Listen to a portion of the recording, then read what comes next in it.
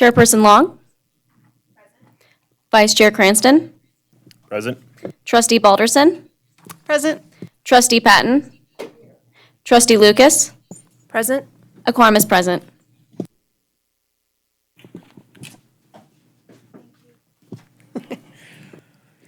All right, we'll move on to item 2, public comment. If any members of the public would like to speak, we'll hear that now.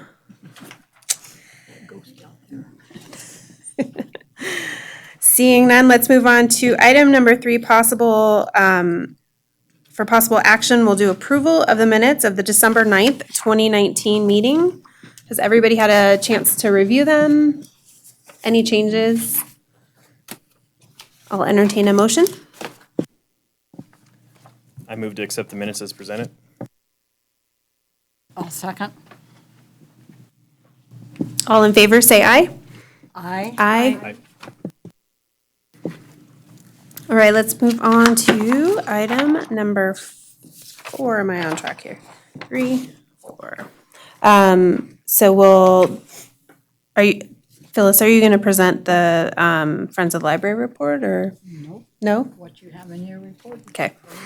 All right, so item number 4 is Friends of the Carson City Library report, and that is included in your packet here.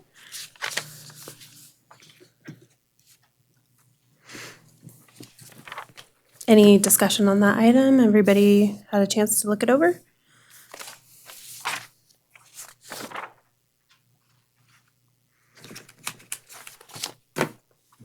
No? Julie? See you over there.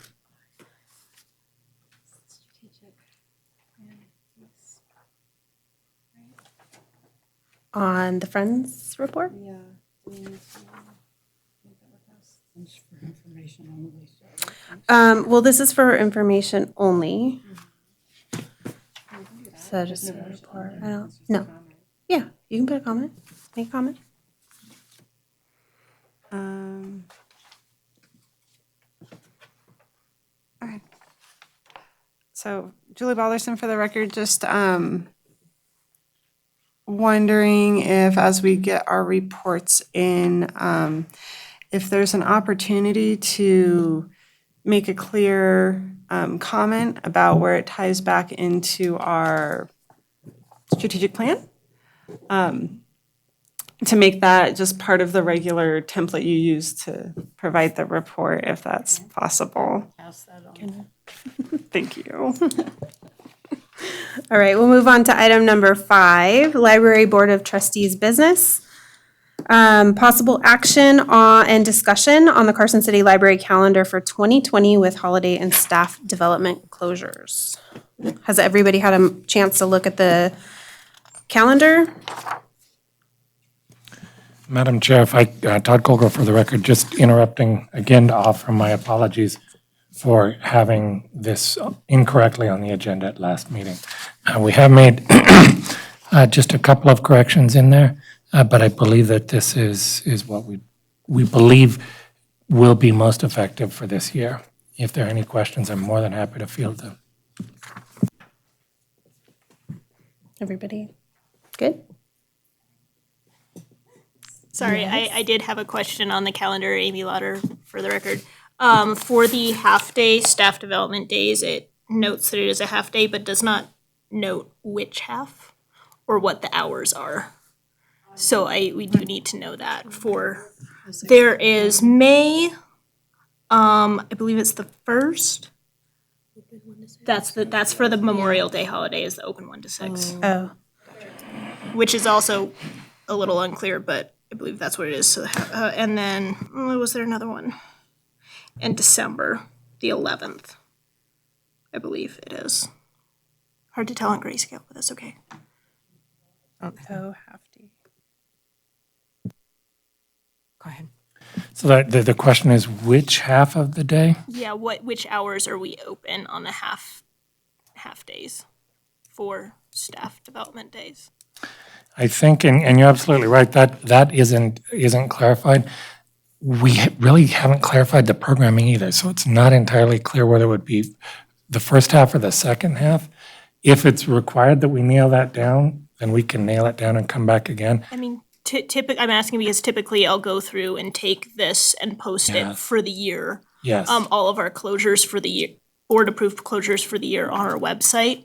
right. So I do want to have it clear which hours are for the public. Absolutely. What we did last year, I believe, was, what did we do? I think we were open in the morning, And then the 10 second half is till closed. 2. That's what we did. It was a little awkward, but believe that's what we had done.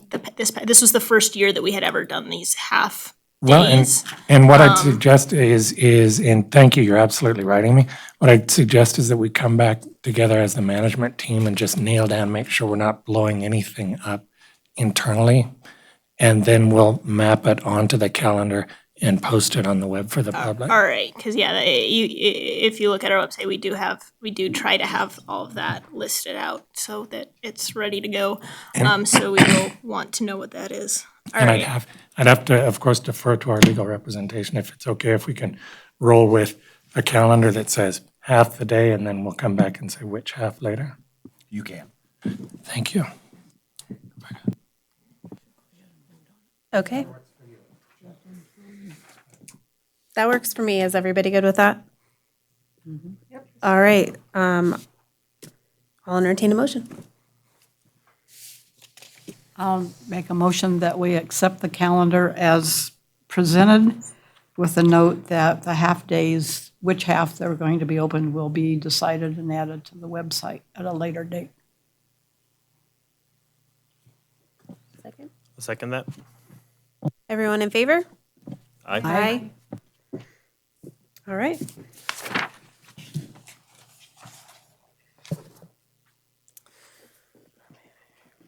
All right, let's move on to item number 6, the library director report.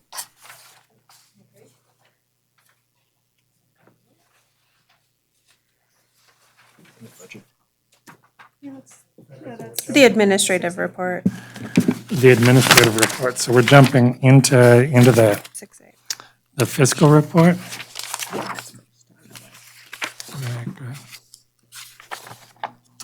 And I think you've got these in your packet.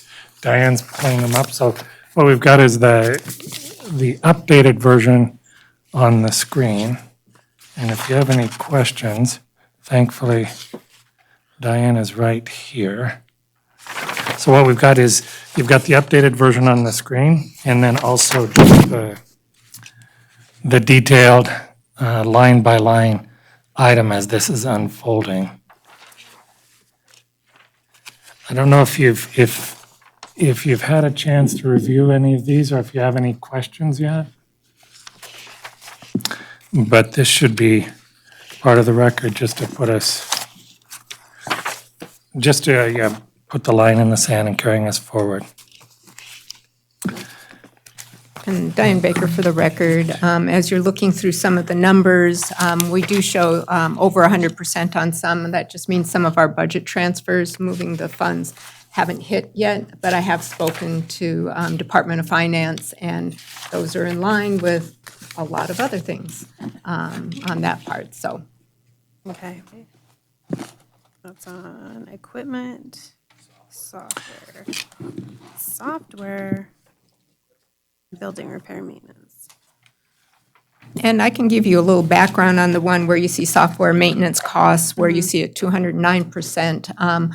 Last year, we started a program. It was, after the last budget, or the original budget had been set up. Software expenses, licenses had been paid from more than one category. They were paid under software maintenance and licenses. They were also being paid out of operating supplies. And so what you're seeing is we're trying to get all of these into the right category and reflecting what we're actually spending on particular types of programs. So that's why you're seeing that flux, and that's why we've asked for a budget transfer to cover that. And that then we'll have an accurate representation of when we're spending on budget licenses and different things that we use to keep the library running. Okay. I have a question. How did those get categorized or miscategorized in the first place? Was it just Well, I think over time, a number of things, when they started adding some different programs, when we would add, we added a software license program to handle our staff scheduling. And then we added another they would add different programs, and that category never actually got changed over the years. And so it was still allowable from finance to spend it out of operating, but then we weren't getting a true picture of the number, some of the things that we were actually spending our funds on. So that's why last fiscal year, although it started after they did the set for this year's budget, so that's why you're still seeing that. Hopefully with the budget transfer coming up, our next year's budget will have a different baseline, and so it will be more reflective, and we won't have to do the budget transfers.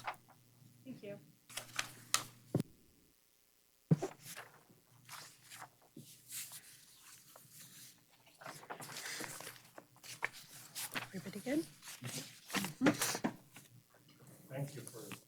Thank you, Diane, for waiting in there again. I will get up to speed and get my license in no time. If there aren't any questions, shall I move on to the next item then? Yeah, let's move on to item 6B. Where I wanted to jump in, and before I get to any of these, I wanted to also mention, just to underline, the Friends report that was posted earlier. I did talk with Patty at some length about that, and in part, I was thanking her for the olive branch to get us all talking to each other again, and at the same time, she asked me to make sure that I bring it to the attention of each of the trustees that not everyone is a member of the Friends organization, and she's asking the question, are you a friend of the library or not, and passing that along. We're making progress. Well done, well done. But the first point, I just want to again underline how outstanding it is that Diane Baker was awarded the Outstanding Employee of the Quarter. That's a big deal. Yes, well done, Diane. Although I was delighted to hear that we don't have to use the phrase "Her Royal Highness." No honor. But in all seriousness, I want to make sure that the trustees are all aware of what was going on for a month and a half before that, when this was a very organic grassroots effort that came from the grassroots, staff coming to me and saying, well, this is what I really think we should do. And I'm saying, yes, I couldn't agree more. You should go ahead and do that. What support do you need? And so they really carried that forward. Well over half of the staff in the library, out of the woodwork, just came up to offer their endorsement of this. So I can't imagine that. I didn't have a clue. I can't imagine that any other department in the city can say that. So well done, Diane. And you demonstrate that every day, as you just did with the budget again. Thank you for pulling the rope. The next bullet item, I wanted to make sure that you're aware that our efforts with ALA advocacy are bearing some fruit. This library and the state library repeatedly have played a role in that national advocacy. And there is an opportunity coming up that I'll be sharing with the trustees and the Friends to play a more active role. One of the things that I had an opportunity to work with when I was at the state library that we're now carrying forward as well was an active effort to lobby our congressman to more effectively fund the Library Services and Technology Act.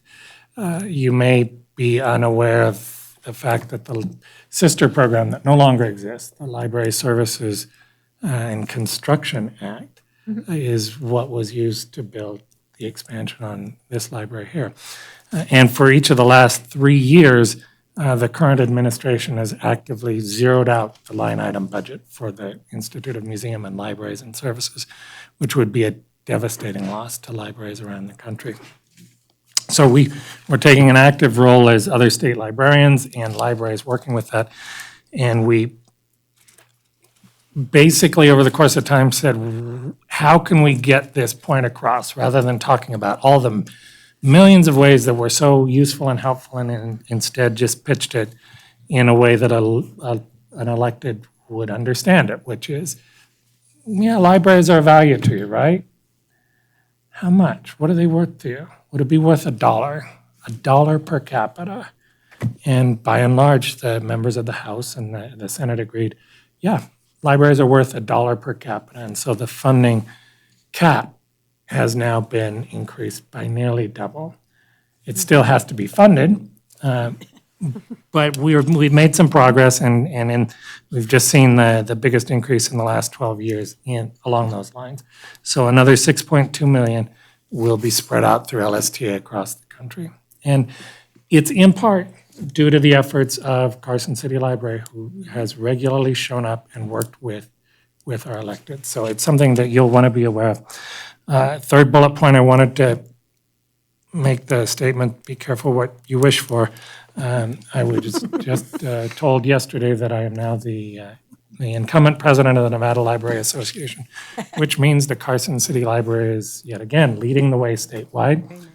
And we're being looked to host the Nevada Library Association Conference in 2021. So we'll be reaching out and trying to figure out how do we pull that together. And upcoming, I wanted to mention that the article that Trustee Balderson brought to my attention that I shared in this note about, which was a piece targeting how the Denver Public Library has made a lot of progress working with what we collectively refer to as the homeless problem, but really is a big basket of all these other problems that only the public library seems to be positioned to be helping with. We're beginning to explore that more deeply and see what that means, and how can we convene the conversation? How can we get the library talking with the other agencies that are working on this problem, so that rather than just being the catch-all, we can maybe have a more proactive role in terms of connecting people with the help that they need throughout the community. And on my way back from the ALA midwinter meeting, again, thanks to that article that you shared, Trustee Balderson, Alyssa Hardy, who leads that program, has agreed to sit down with me, so I've extended that by a day. So I'll be meeting with that whole team to try to get some insights and pick their brains and hopefully begin a collaboration. Because it may be that by talking with some of the big libraries that have made progress with these problems or opportunities, that we can get some insight and craft perhaps a larger grant proposal that can help libraries of this size, communities of this size and smaller, because no one, so far as we've been able to tell, has really cracked that nut. Just wanted to make sure that you're aware of that and comfortable with where we're going. And again, I had mentioned that I'm in public library school, doing my darndest to get up to speed on what it means to be a good library director in public libraries, which is where ALA Midwinter and the United for Libraries Institute that I shared with you. You're more than welcome to join with that. If you're not able to join this Saturday, if you register, you'll have access to those sessions throughout the year. Other than that, I don't think I have anything more to add at this moment. But Thank you. Congratulations, Diane, too. If anybody wants, she has a video I recorded. Yes, thank So you you so can all much. see. You can see it. And see, She yeah. did a great job. oh, splendid. Thank you. All right, so let's move on to item 7, other administrative reports, and we'll start with 7A. Let's see, we got the grants, the administrative and grants report. Sure. Diane Baker for the record. I was, just had the updates there with budget season, the augmentations and budget transfers. Those should be finalized and appearing. You should see the results of that in the reports as of February in your next round. Capital improvement projects, those are due February 3rd, and I have another little tidbit about that below. And we should be expecting budget instructions the first part of February for next year's budget. And those will bring any of those supplementary requests that they will come here to the board as well. So for the CIP projects, the minor CIP, that should be pretty straightforward. We do have a good quote on that for a door. We do have some information for video surveillance cameras. I'd mentioned that before, that we had gotten input from the cash handling audit that we could use at least one additional camera. We did have a couple of others spec'd in this as well. In the meantime, we did find out that the city as a whole is going to go out for, a number of video cameras to address not only the audit, but some other things that we're hoping. I've sent it over so we can have that included in the larger one, so we wouldn't be putting in a separate. So waiting to hear as to whether we will have a separate one for video or not, or even if it's part of, they'll take in part of our video request. So that could reduce one of the requests that we have in. I've spoken with the facilities manager about adding a sink to the staff area. It's very possible. I should have a quote for that next week. That's the plan. And then we were looking at some upgrades for the public service area for electrical access, something that patrons ask for quite a bit. The other larger one that you see in the 5-year projects, AMH stands for the Automated Materials Handler. That is the whole system that brings in and checks in the books. That is one we would be potentially even looking for next year to put in. It's at its 10-year life, doing fine, but definitely we'd be looking at that in the next couple of years if that doesn't go into the next. So you're seeing what we have there for other items coming up. Do you have any questions on the CIPs on that? And then the grants update, I think pretty much everything's listed out there. We are in mid-process with the LSTA competitive grants. Maria is looking as the project director on that.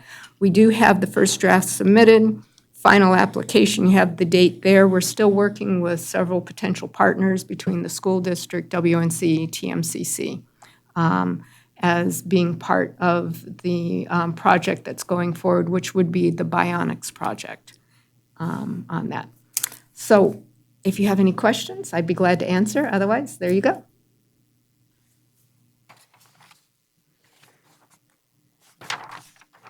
Any questions? All right, we'll move on to item 7B, the collection development.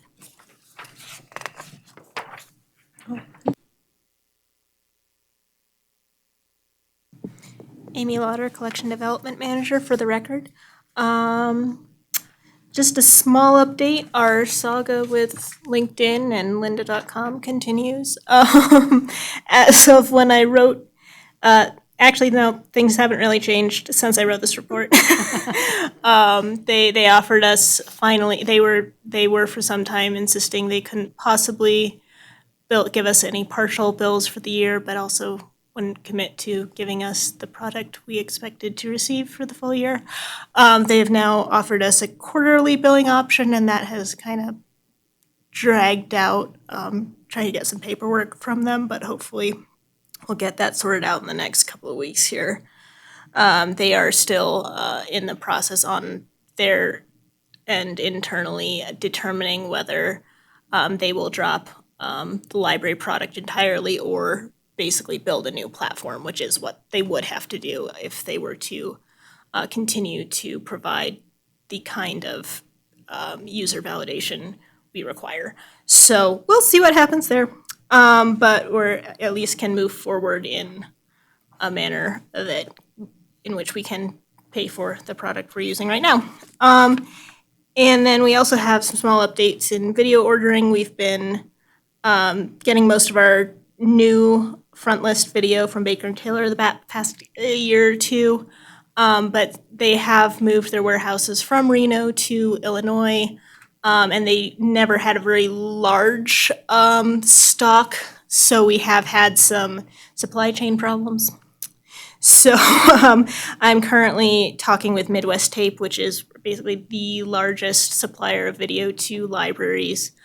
They have a much larger, both frontlist stock and a much larger backlist, and can provide effectively the same type of processing for a comparable cost. Hopefully, I'm crossing my fingers, I crunched the numbers a little bit because the billing does work differently, but it should be similar or slightly less. So I am looking forward to trying that out. I think it'll work well. So that's it for me. Any questions?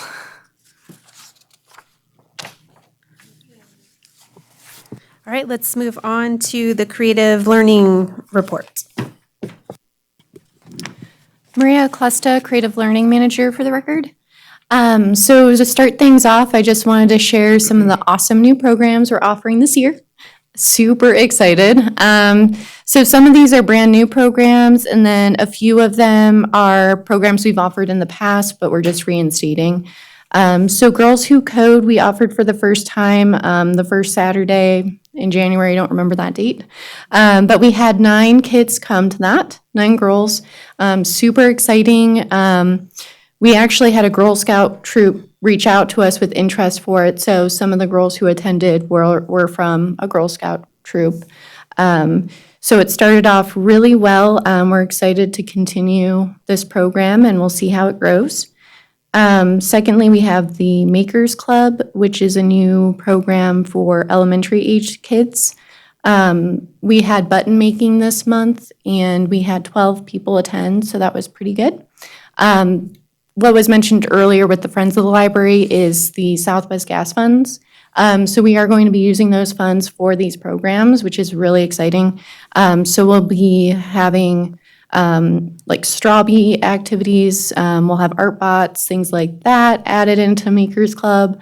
We'll be using some of those resources at Boys and Girls Club as well. And we're hoping to also get a 3D printer that would be specifically for our outreach with elementary, middle school, high school ages at Boys and Girls Club, at the schools. So we'd be coordinating those visits, implementing the Maker Van again. So lots of great stuff on the horizon.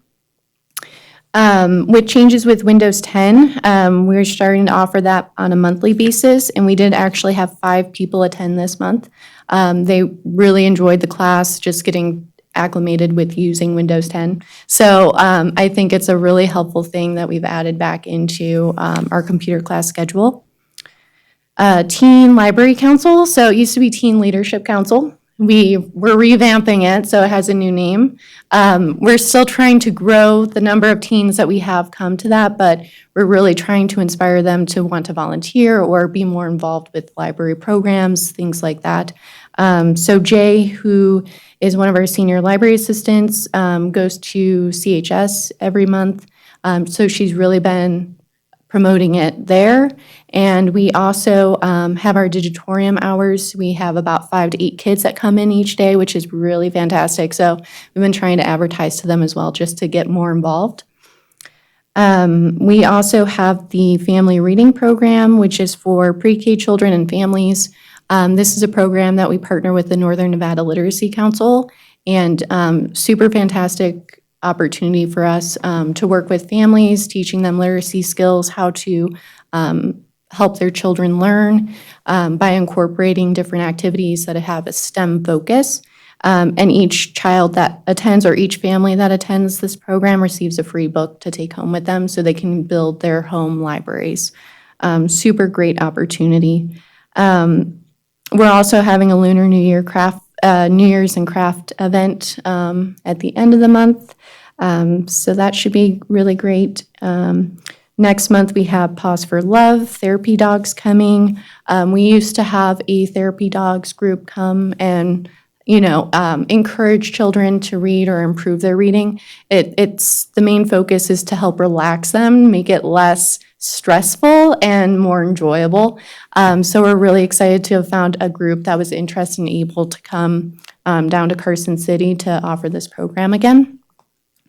And then lastly, we have Talk Time, which is going to be a conversational English class. When we met with WNC a while back, we had talked about different ways that we could potentially partner.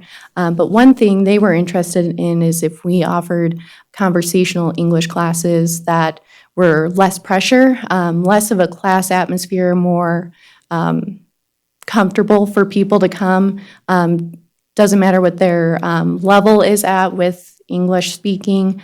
So this is something that Vanna is going to be running. She does have experience with teaching English, so I think this is going to be a really great opportunity. I'm excited to see what kind of attendance we get and how we could potentially grow it. Any questions about those programs? Okay. And then the second thing I have to talk tonight about is our Winter Reading Challenge. So this was from January 5th through January 18th, so 2 weeks.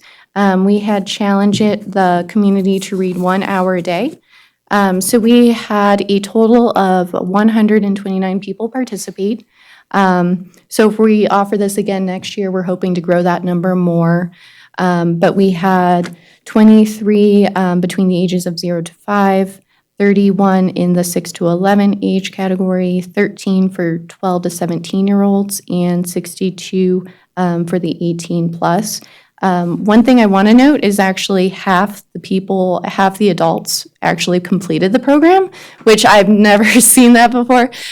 So that's really amazing that half of them actually read an hour a day, if not more.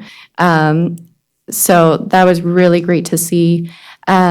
The total number of minutes read for everyone who participated was 73,831, which comes out to about 1,230 hours.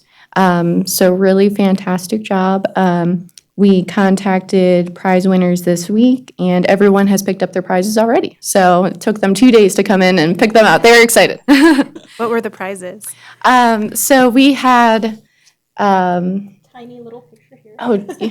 does it show? Oh, sort of. Those are the raffle. If you go to our website, I think there should be a flyer photo. Yes, yeah, two ages. We had like snow tubes. All ages got a book, at least one book. Yeah, they're all like wintry themed, and they have like a Yeah. book and then a couple of other. Yeah, so that's helpful. The 0 to 5 got a board book. They got foam blocks, like so they could create like castles and other things. And then an inflatable like tic-tac-toe thing with balls, so they would like throw them in to the little.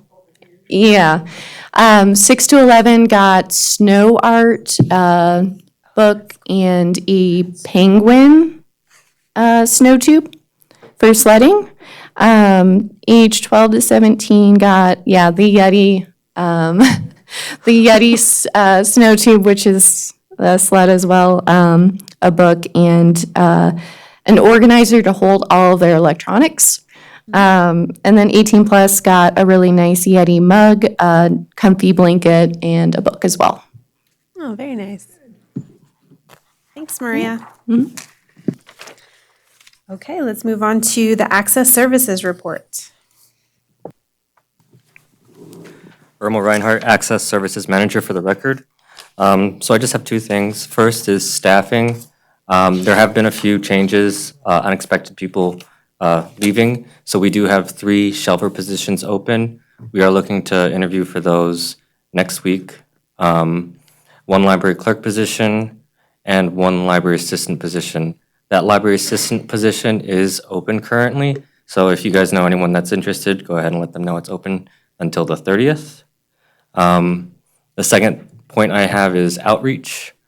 So we have been in contact with a number of groups throughout Nevada and then as well as in California.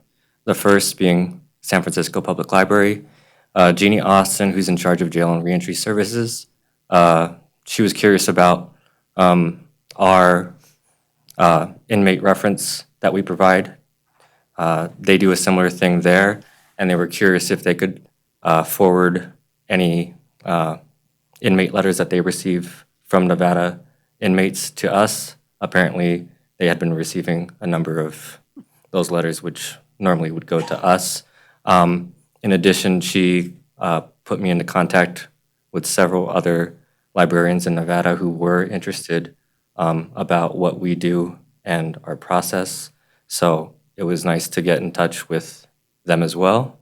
The second two, Immunize Nevada and Nevada Health Services.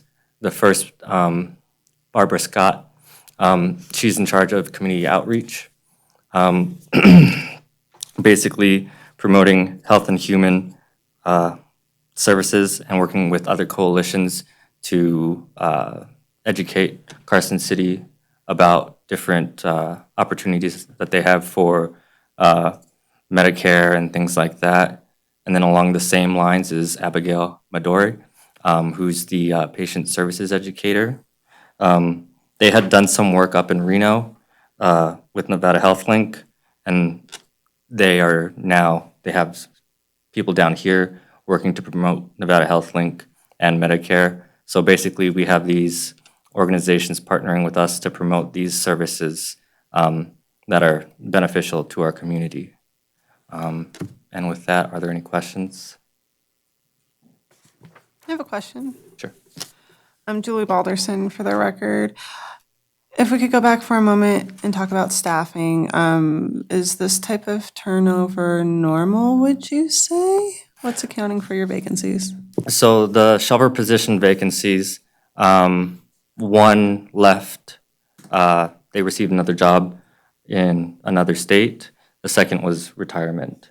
And the shelver positions are typically an entry-level position, not something that many people would, I would say, that long-term. So I guess a follow-up to that would be, is there a pathway existing within the Carson City Library, or is this something where it's an entry-level position and then you go to another library to continue your? There is, if there's vacancies at the library to move up, then we do encourage that. For example, we've had a number of people that have started off as shelvers and are now senior library assistants. So we do encourage that within our library. Thank you. So what does that put your vacancy rate at? Someone who's better at math than I Well, am. on this one, for full-time, there's only one full-time position on here, which is the last one, the library assistant. So that means instead of 14, we're at 13 full-time at this point. The part-time, because the hours vary quite a bit from person to person, but that is kind of high. The current number of hours vacancy is probably up to like 40%. Is that normal? I'd say over the last couple of years with our part-time positions, we do get a lot of rotation in, and I think we're mirroring what is going on a lot around. Well, that's, I guess, more to my question. Is this just a symptom of the job market on the whole, or is there something specific about our library?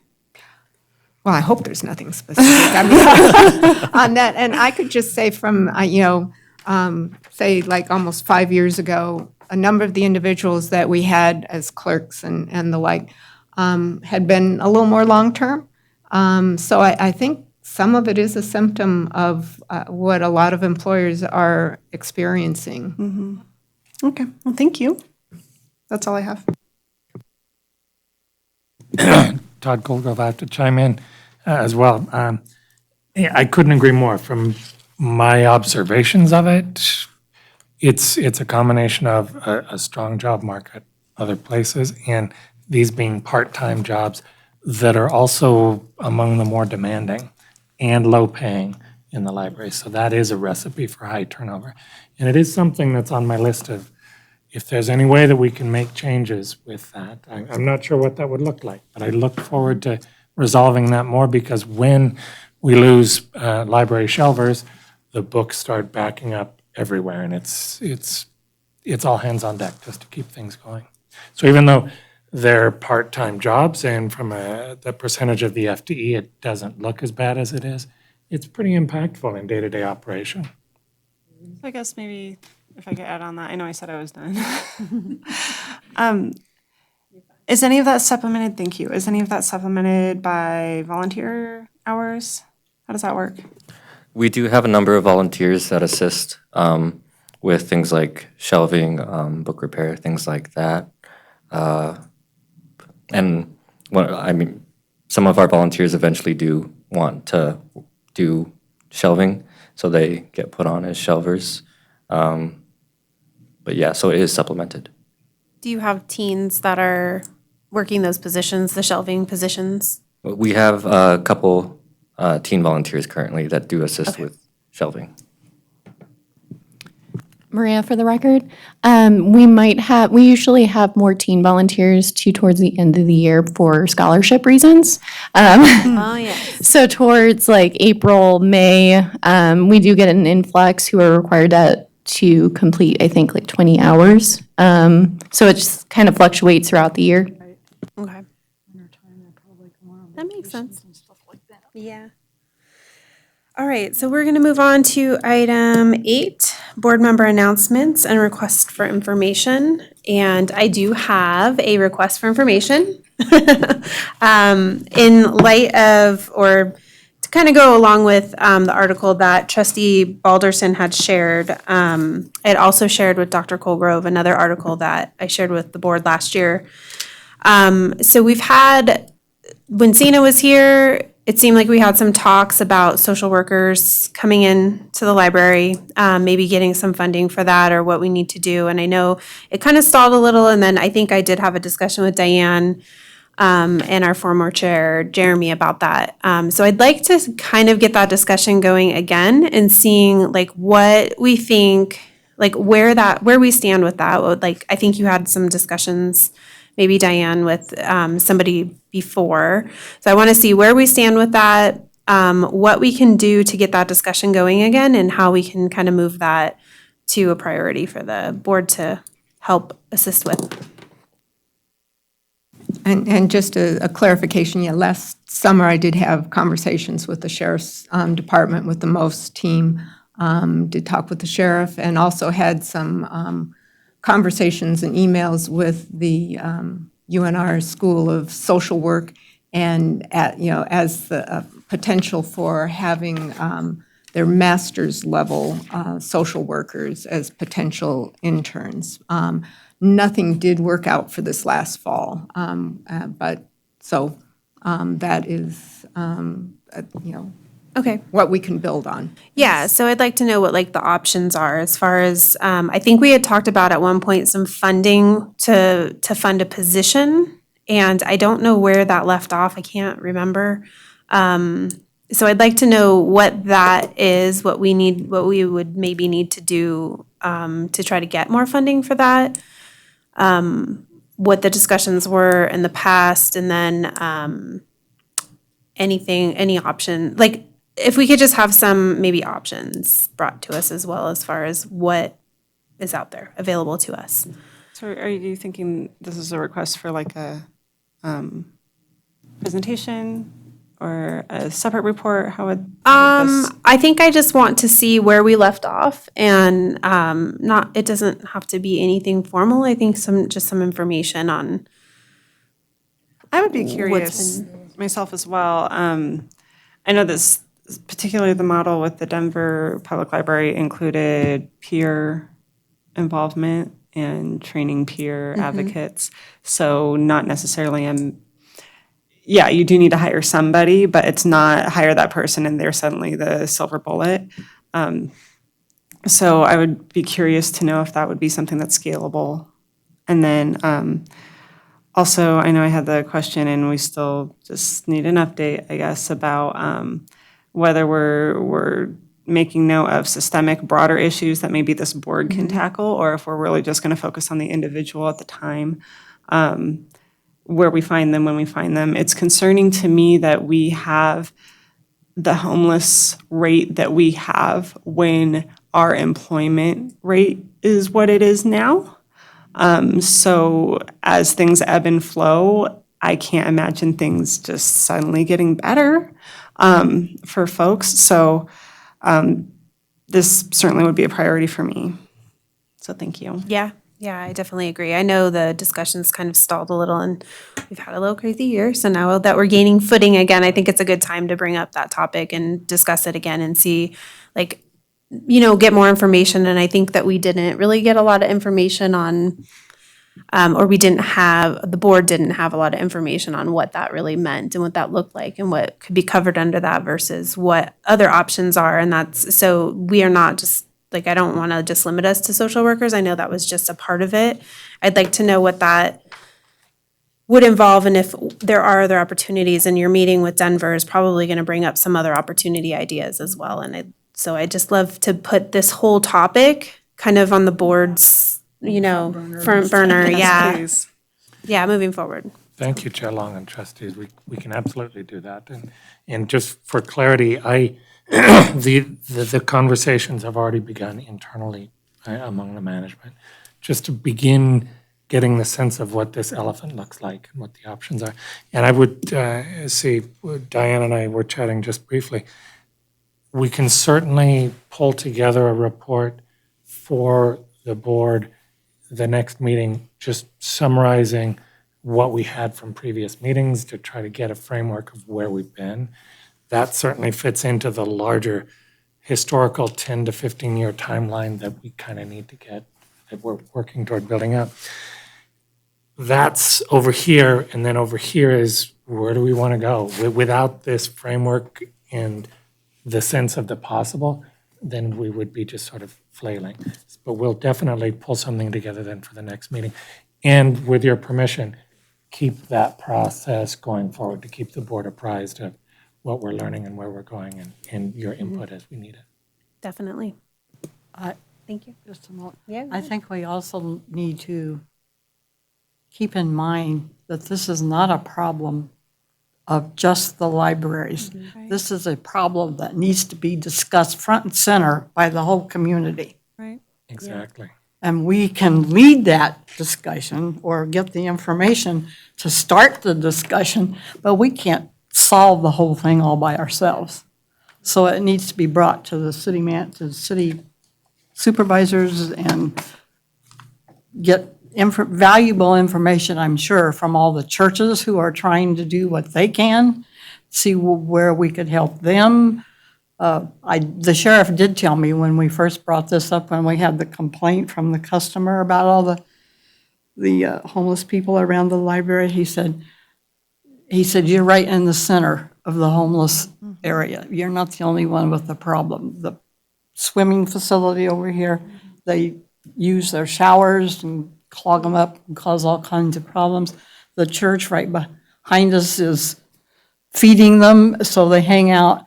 So it's just an area where there are things available for them, and we happen to be where they can stop and rest, I guess. But the city needs to be more involved in this, because the sheriff told me they can't do anything. They can't take them off of public land. And thank God it's not illegal to just loiter, Right, I mean, I don't think it should be, but yeah. there's a lot to unpack there, I would agree. And I think that we're all kind of hitting on another theme on another, variations on a theme here. I don't know if this is a separate request or if this folds into what we've been discussing, but I would like to see some type of overview of our strategic plan, how this folds in perhaps, or where it ties in, and if there needs to be an adjustment to our strategic plan to make this more front of mind, then we need to discuss that as well. And if we could further infuse our strategic plan and priorities into your individual reports. So as you share your wonderful information, I want to know when we see a new program. Yeah. When we see a new program, what's driving that decision? Still waiting on our formal document to be delivered. Gosh. Diane, can you also remind us on, so I don't want to say that this is just like the issue on just homelessness, but like it's a social issue, but it's something that is like forefront for you guys every day. And so like I'm very concerned about our staff and I'm concerned about patrons. And I want to find a way that we can like help people who are coming to us anyway, and maybe make that experience while they're there more productive and maybe more, I mean, you can't force people to do stuff, but I think that if we can offer something more. And if you all read the article on the Denver library, you'll see that there's opportunities. And so I think there are things that we can do to help support you as the staff, make sure everybody's safe and secure, make sure that our patrons aren't concerned about coming to the library or leaving their children at the library, because there are concerns for that. We've heard them. I mean, my own concerns too, sometimes with my daughter.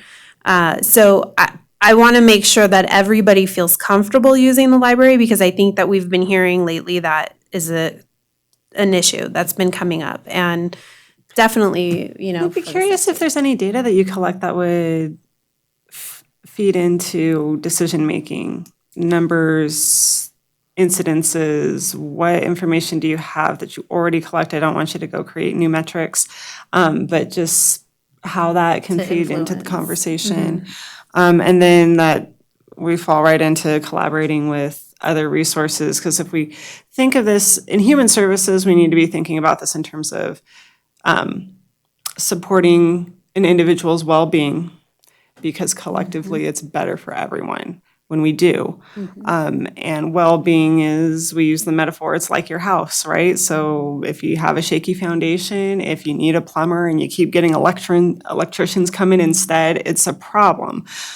So the library being an optimal place to work on your house and straighten it up. And when everybody's house is in order, the whole community benefits. And to that end, in terms of collaboration, I'd like to at some point dedicate, and this does not have to be next meeting, but a time where we can invite some of our community collaborators in and just hear updates. And it could just be, top of mind for me, of course, is our WNC partners, and then the state library as well. But wherever we feel that's needed, whoever our partners, our strong partners are, I'd like to hear from them here if we could invite them. So something to keep in I mind. like that idea, yeah.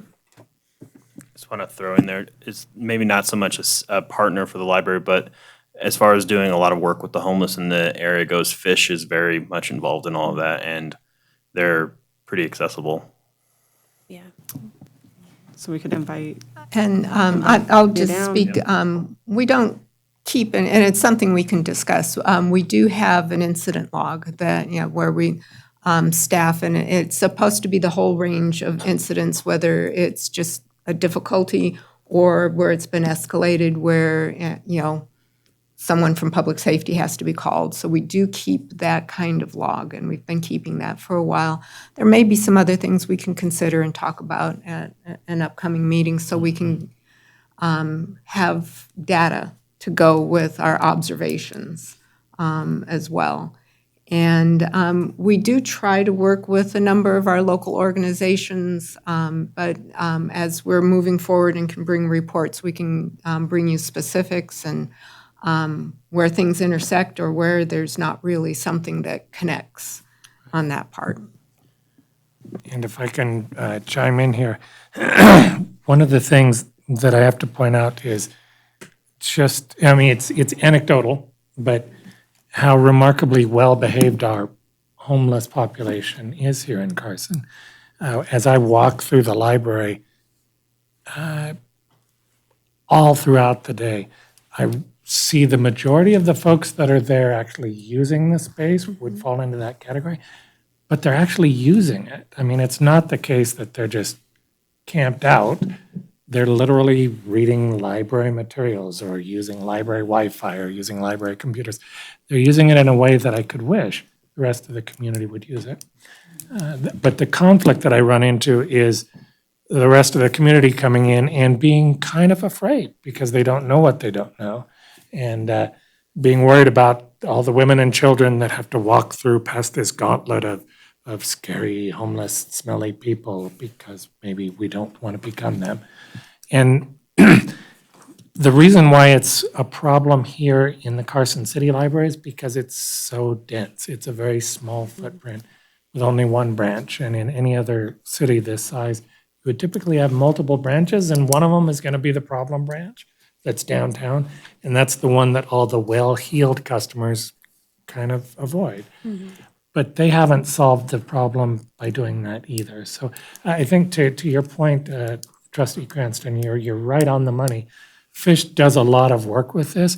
At the same time, we have a lot of people that come into the library, and I think Irma could speak to that, that don't want to work with Fish anymore because they don't like the rules that are at Fish, and we're a public commons, and so where do we go with that?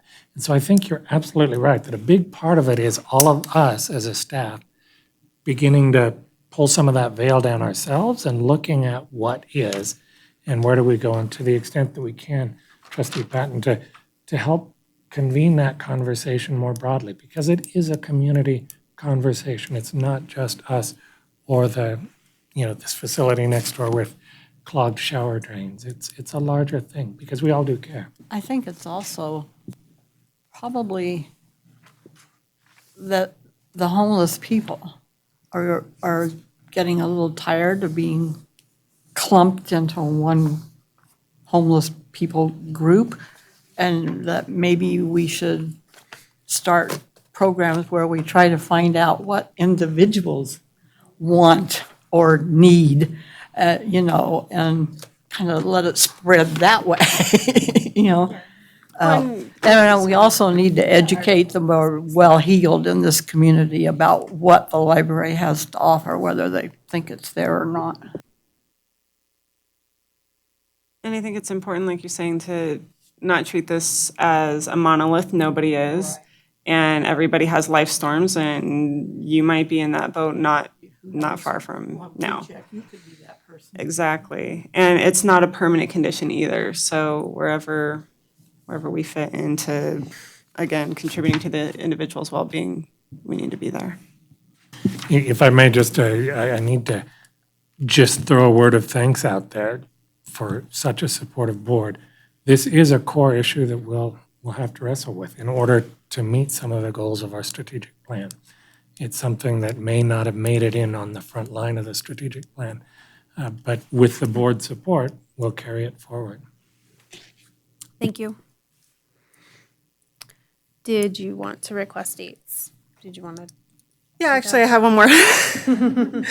So I keep asking for some kind of board retreat, board training. I think it would be nice, as we're talking about the history, to go back, and I'm thinking we need to go 10, 15 years even before the recession. That's kind of what I'm trying to capture in terms of where we were headed. Even beyond the strategic plan, because I know it doesn't go back necessarily that far. Just get a little bit of history. And I don't know, it doesn't have to go on the official calendar, but I would like to see some movement toward Maybe some suggested That. dates for yeah. a retreat. I think, when was our last retreat? Ooh, I don't think so. I think we've tried, but I don't think I've ever, There was We one, had scheduled something. Yeah. and it Something didn't did, yeah. happen. I think let's start with a retreat, and then we can talk about maybe interjecting some training with the online training. Yeah. Okay, so maybe if we can come up with a couple dates for retreat. Do you guys have any board member preferences for days? After tax season. Okay. That's fair. Yep.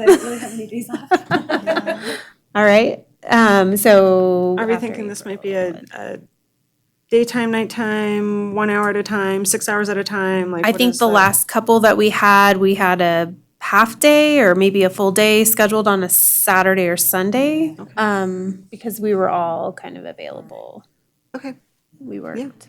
Also Okay. have to interject in here a question for Jason. Does this have to be considered an open meeting? It does. Yeah. It's noticed and agendized. That's what I thought. Nope. But we don't have to hear the same regular agenda items either. We would just No, stick on the just agenda. It's Open training to the time. public if they're so. So any discussion that we have. Yeah.